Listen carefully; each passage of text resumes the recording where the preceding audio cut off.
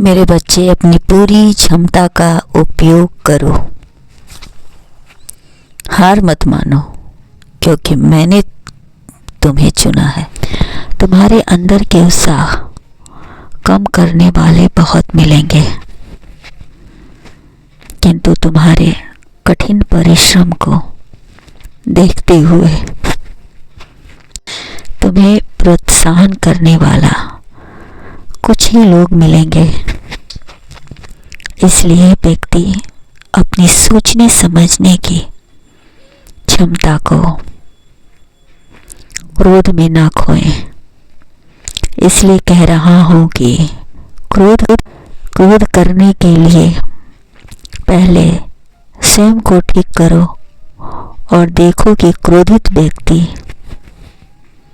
किस तरह सोचने समझने की क्षमता को खो देता है और उसे समझ में नहीं आता कि क्या कहना है, क्या करना उचित है। मेरे बच्चे, किसी के लिए घृणा का भाव अपने मन में रखने से आप खुद मैले हो जाते हैं। जब मन में क्रोध हो तो विकास कहाँ से होगा, समझ रहे हैं ना? इसीलिए क्रोध को काबू में रखें और सबसे प्रेम से बातें करें। आप जितने लोगों से मिलेंगे, आपका एक ही शब्द के कई विचार वाले लोग मिलेंगे। एक ही बात को लोग अपनी अपनी सोच के अनुसार प्रकट करते हैं। मनुष्य का आचरण ही बताता है कि वह कुलीन है या अकुलीन, वीर है या कायर।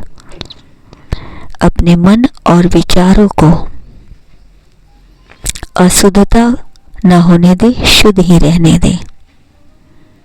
एक बात अच्छी तरह से जान लें, मेरे बच्चे के जीवन में सहयोग और समन्वय का बहुत ज़्यादा महत्व होता है। ऐसा करने से तुम्हारी जीत होती है। मिलनसार व्यक्ति हर जगह विजयी होता है। अहंकार मनुष्य का सबसे बड़ा शत्रु है, जो कि सोने के हार को भी मिट्टी बना देता है। इसलिए जितना हो सके अहंकार रहित रहें। मंजिल मिलती है परिश्रम और विश्वास से। मनुष्य का सबसे बड़ा शत्रु आलस्य है।